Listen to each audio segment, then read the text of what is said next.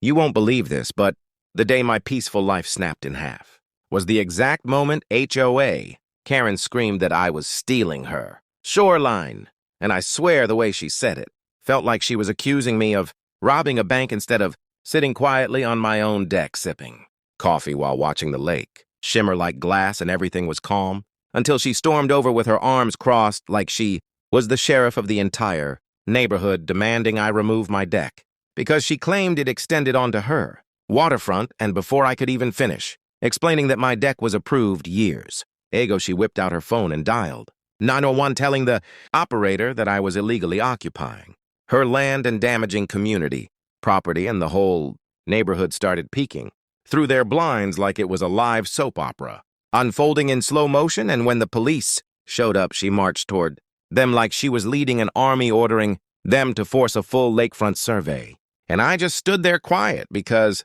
I knew something she didn't. When the officers asked for documents, I brought out all my original permits maps and the official boundary certificate that clearly outlined the shoreline limits. And when the surveyor arrived, Karen smirked like she had already won, but that smirk exploded right off her face when he finished measuring everything and calmly announced that the entire stretch of shoreline she claimed as hers wasn't just partially on my property, it was completely within my boundary line, and her actual lot didn't even touch the lake